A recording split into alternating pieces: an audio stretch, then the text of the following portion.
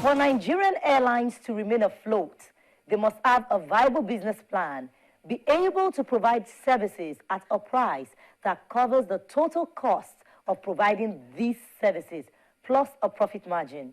And of course, staying competitive enough not to price themselves out of the market. That's what an airline economics with 41 years of experience in the industry, Mr. Gbenga Olowo, tells us.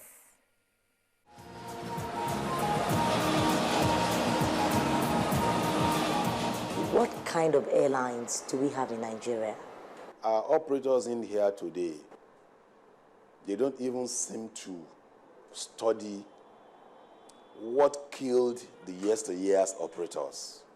The mortality of your Nigeria Airways, the mortality of your Okada, the mortality of then the recent ones, the ADCs, the Bellevue, the Sosolisos, the Chachangi. What brought them down? Why did they get out of the scene? You just see that even the ones that are coming in today are following quite the same model. I'm going to operate, I'm going to do Lagos, Abuja, I'm going to do Lagos, Port Harcourt. Must everyone do Lagos, Abuja? Because there is no very reasonable business model. What studies were done before I went out there to acquire 2-3 aeroplanes and I'm doing Lagos, Abuja because somebody is doing Lagos, Abuja? That's the way it looks to me. I may be wrong. They may have done their research. But if they have done their research, it is very shocking as an operator or as a player in the sector in the last 41 years of my life that I will see on any day at all in the morning 4 domestic operators line the aircraft out, Lagos, Abuja, at the same hour, 6:50, 7 o'clock, thereabout. 4 of them. Is the capacity really there on daily basis to do just that?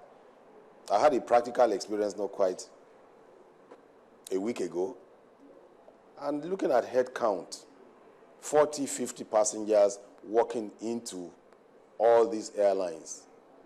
If it is 40, 50 passengers into each of the aircraft, that's 50 times 4, 200. One aircraft could easily do that flight, Lagos, Abuja, at that hour, instead of flying 4 aeroplanes. 4 aeroplanes, each of them consume about 4,000 liters, 16,000 liters, if you put all their costs together. And I begin to wonder, when I entered the flight that I took, I found myself only in the business class, and the rest seat, where the money should come from, is empty. Meaning that our operators should revisit their plan, if any, and should think along the trend in the world. The trend in the world is not this stiff competition anymore. Today, that trend has changed to consolidation, to mergers, to alliances, to expanded code share agreement negotiations. The essence of collaboration and cooperation is to curb the pain of competition. And today, the competition I'm seeing on the domestic scene is worrisome. Some airlines may not even last 3 years. And if the airlines are unwilling to cooperate, which is typical Nigerian, it has to be me and my successors and my succession. Then the Nigerian consumer should beware. You should beware. Don't buy too cheap. Because I remember I was running an airline that was doing Lagos, Abuja in my career around 1994. Around 1994, a Lagos, Abuja fare was 2,200 naira, Lagos, Abuja, and exchange rate was 22 naira. That means Lagos, Abuja in 1994 was $100. $100. 1994 to now. How many years? 20 years. 20 years with all the economic indices, inflation, devaluation, name it. If you now find a Lagos Abuja today less than $100, 20 years after, then you must be suspicious. The Nigerian buyer must be careful. Something that I'm buying $100 20 years ago, you give it to me less than $100 today, you must be very suspicious. I'm not a lawyer, but that's caveat. Number two, if because of stiff competition in the market, you find such a scenario, the regulator must ask a question. You, this airline, throwing this kind of thing to the market, because I expect that the regulator should know the economics of airline business. Basic. If an airline operates this type of aeroplane and will do a 1-hour flight, a 1-hour flight will consume X number, what you call trip fuel. Trip fuel must consume X number of fuel.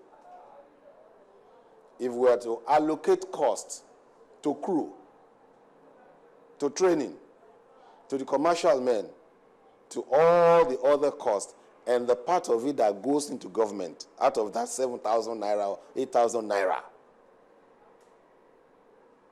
what should be the minimum tariff? We are saying, yes, the business is market-driven. Fix your tariff and handle competition. But in the interest of safety, the regulator must rise up. That's why regulation has an arm called economic regulation. There is the safety regulation. How about the economic regulation? Where will this lead this business? How important is economics to an airline? Airline economics is the foundation for running a safe operation. Because if the economics are not right, there is no way you can handle your operations correctly. There is no way you can meet engineering correctly. And you want to say that safety is hinged on engineering and operations at a lot of cost. The men in operations, the captains, the pilots must be paid very well. The crew must be paid very well. You must not owe them because it hangs behind their head that they are being owed. And that can impact safety. The engineering, if those things are not done, routine maintenance, scheduled maintenance are not done, you are planning accident. And how do you ensure that all these are in place without good economics? The airline economics must be right. The tariff must be right. The routing must be right. The kind of fleet must be right. The commercial department, to my mind, is the most important department because that is the hen that is laying the golden egg. That is where the money is coming from. Most of our Nigerian airlines don't appreciate their commercial department. They don't know the essence of distribution. They don't know the essence of market planning. The travel agencies are out there, almost 1,000 in this system. I don't know how much of the travel outlets are our airlines using. Today's business, the airline cannot afford to go and take the offices and take staff in all the nooks and corners of Nigeria. So you need your distribution outlet, which is an essential part of your economics. If you don't do direct agency distribution, you want to do the internet-based one, your web. Okay? Go to our web, www.xyz Airline. But how many people knows your web in extreme America, in California, in Honolulu? Who has heard about www.xyz Airline in the corner in Nigeria? When you ask a student in the US, in California, and say, you talk about Abuja, he says, what is Abuja? That must be in South Africa. So if an airline has a website, that airline still has a limited distribution capacity. So you're going to use a combination. You will use a combination of distribution capacity, direct distribution through your own website, indirect distribution through the travel agencies, and of course, global distribution. And for you even to join some of this global distribution system, you must be a member of IATA, because they do a kind of a due diligence on the kind of carriers that they want to host their inventory. Hosting an airline inventory is a big deal, because if you're an airline and you have a schedule that is not reliable, and that schedule is hosted, and somebody outside the shores of Nigeria says, all right, there is an airline ABC that will fly me Lagos and Dakar, and the fellow arrives in Lagos, Dakar. Where's the airline? The airline is nowhere to be found. The schedule has been postponed and changed due one reason or the other.